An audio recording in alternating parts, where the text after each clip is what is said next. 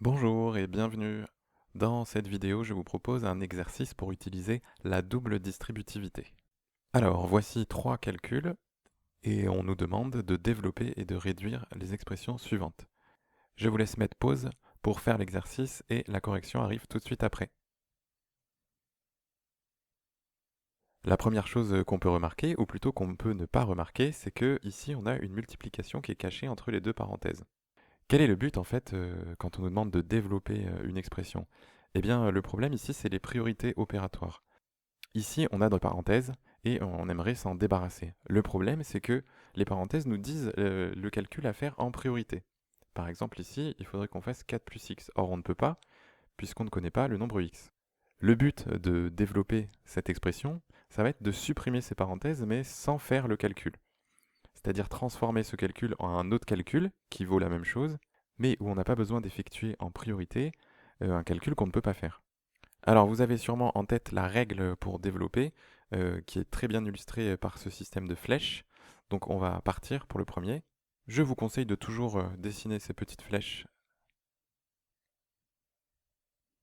Et c'est parti, on développe. Donc a égale, si je regarde ma première flèche, on voit que c'est 4 fois x. Si je regarde la deuxième flèche rouge, c'est 4 fois 3. La première flèche verte, c'est x fois x, et la deuxième flèche verte, c'est x fois 3. Ici, j'ai fini l'étape développer, et ensuite on me demande de réduire. Alors c'est un peu bizarre cette consigne développer et réduire, on a l'impression qu'on va développer et qu'on va revenir au départ. La consigne de réduire en maths, c'est plutôt dans le sens rendre plus clair et plus concis notre expression. Alors 4 fois x, je peux l'écrire 4x, 4 fois 3, 12. X fois x, bah, c'est x au carré, et x fois 3, je peux l'écrire 3x. Alors là, j'ai quasiment fini, puisque je ne peux pas ajouter des termes en x et des nombres. 4x plus 12, je ne peux pas ajouter, je ne peux rien faire.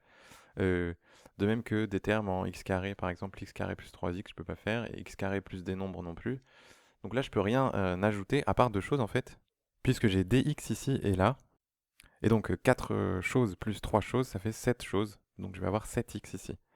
Alors dernière chose aussi qui n'est pas demandée ici dans l'énoncé, mais on a l'habitude de classer tous ces termes dans un certain ordre, en commençant par les x carrés, puis les x, puis le nombre tout seul. J'aurais pu laisser 7x plus 12 plus x carré, ça aurait été très bien, mais c'est une convention qu'on a de souvent mettre les termes de haut degré en premier. Alors on passe au deuxième, donc je vais faire mes petites flèches comme tout à l'heure. Alors cet exemple est un petit peu plus compliqué puisqu'il y a des moins qui traînent dans les calculs et on a vite fait de s'embrouiller sur les signes. Ce que je vous conseille de faire, c'est de considérer chaque signe comme appartenant à un nombre. Par exemple, le moins, là, c'est moins 3t, c'est qu'un seul terme. Et ce que je vous propose de faire, c'est de les entourer. Et normalement, avec cette technique, on est sûr de ne pas en oublier. Alors c'est parti pour le développement. Alors si je regarde ma première flèche, le moins 3t avec son moins est multiplié par 6. Et ensuite, le moins 3t est multiplié par moins 2t. Deuxième flèche rouge. Alors je continue, je passe à la première flèche verte, donc c'est moins 1 fois 6. Et à la dernière flèche verte, moins 1 fois moins 2t. C'est parti pour réduire et rendre ça un petit peu plus clair. Encore une fois, hein, il y a plein de multipliés qui sont cachés. Là, moins 3 fois t, là, moins 3 fois t, moins 2 fois t, et moins 2 fois t ici. Ce qui veut dire qu'en fait, là, j'ai une multiplication de termes et que je peux changer l'ordre. Donc, 3 fois t, je peux pas faire, t fois 6, je peux pas faire, mais je peux multiplier les deux nombres entre eux, même s'ils sont pas à côté. Donc là, ça va nous faire moins 3 fois 6, 18.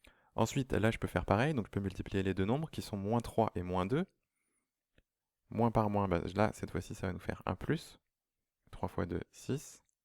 Et on a aussi t fois t, donc ça va nous faire du t au carré. Moins 1 fois 6, ça fait moins 6. Et le dernier terme, on a de nouveau un nombre négatif fois un nombre négatif, donc on va obtenir un plus.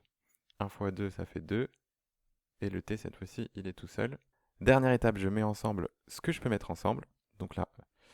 Et là encore, je vais remettre dans l'ordre qu'on a l'habitude d'avoir. Donc d'abord les 6t au carré. Ensuite, pour les termes en t, on voit qu'on a un moins 18 ici et un plus 2 ici. Donc on peut les mettre ensemble. Ça fait moins 16t. Et ensuite, le moins 6 que j'avais pas encore mis. On passe ensuite au dernier, où je vais encore une fois faire mes petites flèches. Et je vais également entourer chaque terme pour être sûr de ne pas oublier les moins. Et c'est parti, donc c'est égal. Première flèche rouge, 2x fois 4. Deuxième flèche rouge, 2x fois moins 3x. Première flèche verte, moins 6 fois moins 3x. Et enfin, moins 6 fois 4. Alors c'est pas fini, il y a la deuxième partie du calcul. Et là aussi, même si elle est cachée, il y a une distribution à faire, puisque le moins va se distribuer au terme de la parenthèse. J'entoure encore une fois mes termes pour être sûr de ne pas me tromper, puisque là on a un moins. Et donc c'est parti pour développer cette deuxième parenthèse, donc moins 2x et moins fois moins 3, ce qui va nous donner un plus 3. Autrement dit, ici j'ai utilisé la propriété qui dit qu'un moins devant une parenthèse change tous les signes à l'intérieur. Alors c'est parti pour réduire, écrire ça un petit peu plus propre. Donc 8x plus... Alors ici je fais d'abord 2 fois moins 3, ça fait moins 6. Et ensuite x fois x, donc x carré. Ensuite, moins 6 fois moins 3, ça nous fait du plus 18 avec le x. Moins 6 fois 4, moins 24. Je laisse volontairement de l'espace pour être sûr de faire mes calculs pas à pas. Ensuite, moins 2x, il n'y a rien à faire. Et plus 3, il n'y a rien à faire. Alors, on va remettre tout ça dans l'ordre. Alors, en commençant par le terme en x carré, donc moins 6x carré. Ensuite, les termes en x, donc j'en ai un ici et un dernier ici. Alors donc j'ai 8 plus 18, ça me fait 26, et moins 2, 24. Et enfin, les deux termes qui restent, qui sont des nombres, moins 24 plus 3, ce qui nous fait moins 21.